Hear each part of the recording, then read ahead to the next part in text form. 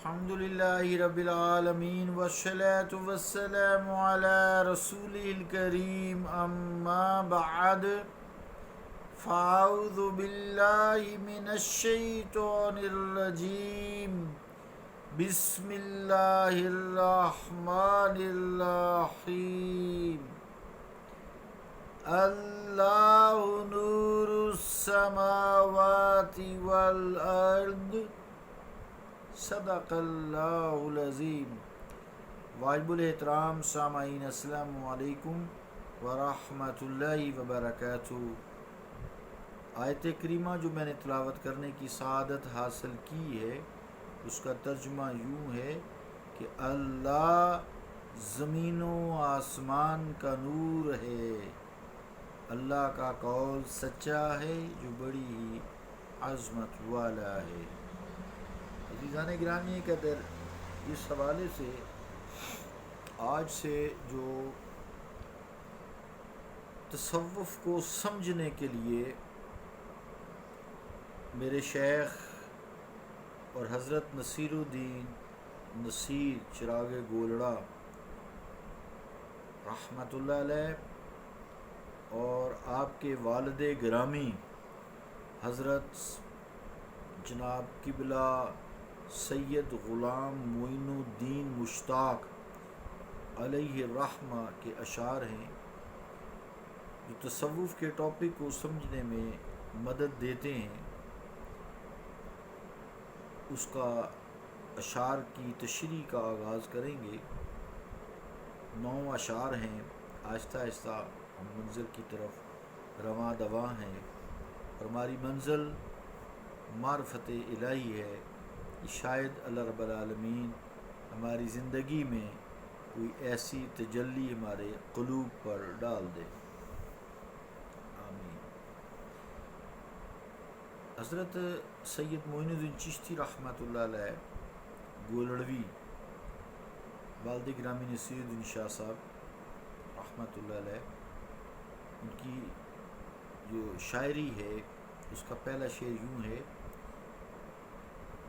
خدا کی قسم ہے خدا جلوہ گر ہے، اسی کی حقیقت میں جلوہ گری ہے۔ یہ شمس و قمر اور یہ برق و شرر میں اسی نور مطلق کی سب روشنی۔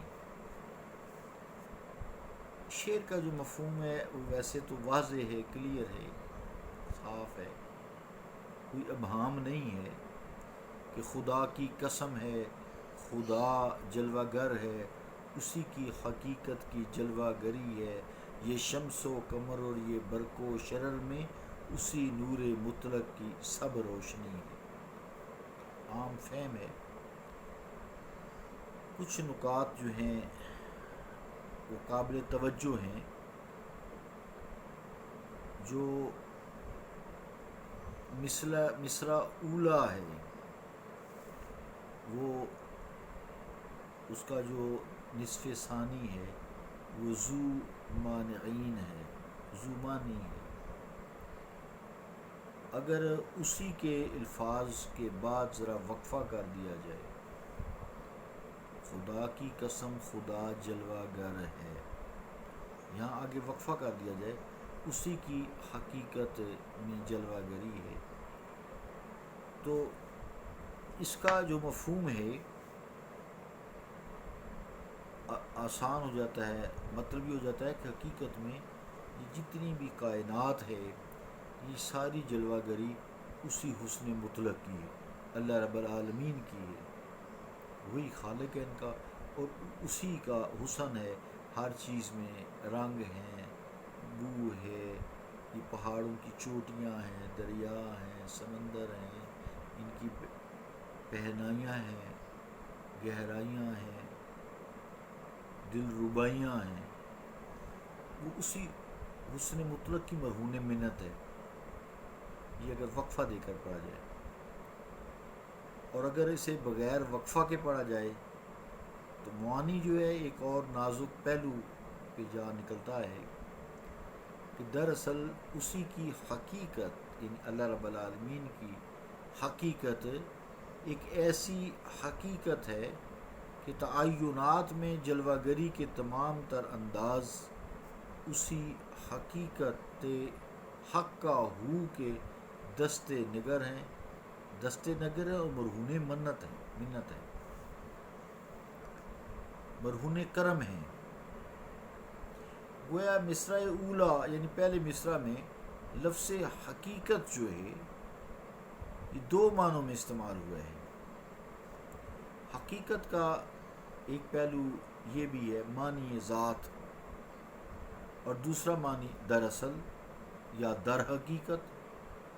دونوں طرح سے درست ہے جیسے کوئی انسان سمجھ سکے.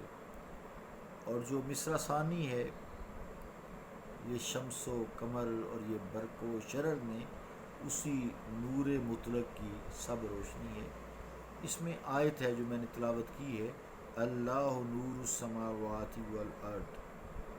یہ اس کی تفسیر ہے، یعنی سورج ہے، چاند ہے، ستارے ہیں، یہ بجلی ہے، اس میں جو شرر جو لائٹ آتی ہے چمکتی ہے، بجلی کا چمکنا ہے، یہ سب نور کو تشبیہ دی گئی ہے.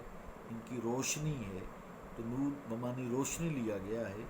تو مصرع ثانی میں اللہ نور السماوات والارض کی تفسیر میں شمس و قمر، برق و شرر اور دیگر تمام اجرام فلکی جو ہیں یہ ستارے جو روشنی دیتے ہیں اسی نور مطلق کی، یعنی جو اللہ رب العالمین ہے اس کی روشنی ہے، اس کی وجہ سے یہ روشنی، اسی نے ان کو روشنی عطا کی ہے.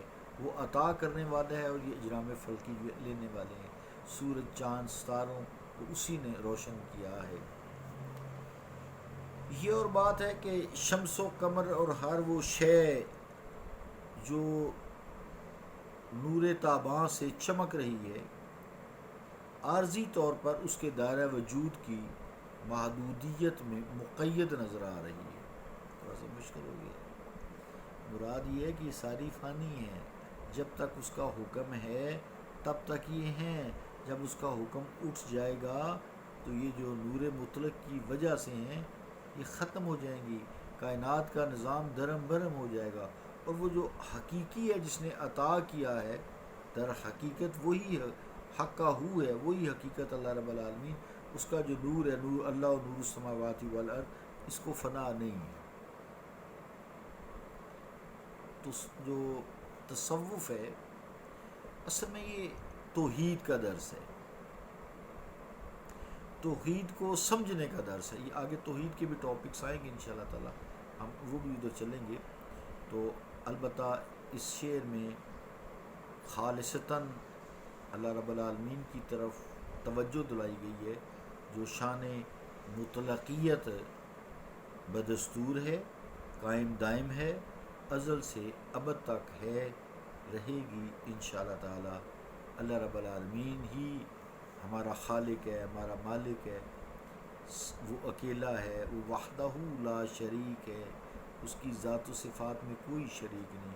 ہم جتنے بھی ہیں انسان، جن، چرند، پرند، پہاڑ، یہ سب اس کی مخلوق ہیں، اور جتنی بھی ان میں صفات پائی جاتی ہیں وہ اللہ تعالیٰ کی وجہ سے ہیں، اللہ تعالیٰ کی عطائی ہے، اللہ تعالیٰ نے عطا کی ہے. اور جو کچھ بھی ہے کل من علیہا فان، جو کچھ بھی زمین پر ہے سب فنا ہونے والا ہے. وَيَبْقَى وَجْهُ رَبِّكَ ذُو الْجَلَالِ وَالْإِكْرَامِ.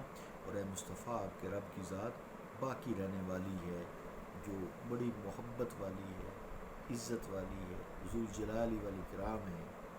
اللہ رب العالمین ہمیں دین کو سمجھنے کی توفیق عطا فرمائے.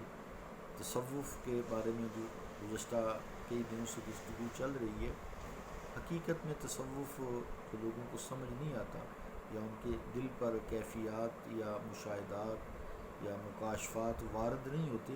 اس کی مین وجہ یہ ہے کہ قرآن و حدیث وہ سمجھتے نہیں ہیں. سیدھا ڈائریکٹ جب تصوف میں آ جاتے ہیں تو شیطان کو پھر اپنا راستہ مل جاتا ہے. لوگ اعتراض بھی کرتے ہیں، اور ان کے بھی اعتراضات تو ہیں تو غلط ہی ہے، کیونکہ انہوں نے بھی قرآن و حدیث کو نہیں سمجھا. اللہ رب العالمین ہمیں ہدایت عطا فرمائے، ہم پہ رحم فرمائے. یہ آج ایک شعر کی میں نے تشریح کی ہے، کل سے انشاءاللہ دوسرا شعر کریں گے. کچھ اشعار کی تشریح ذرا لمبی بھی جائے گی، آپ نے گھبرانا نہیں ہے. ٹائم ہمارا وہی 10 منٹ 11 منٹ کا رہتا ہے. صلی اللہ تعالیٰ علی رسول خیر خلقہ محمد وعلی آلہ و صحابہ اجمعین برحمتک یا ارحم الراحمین۔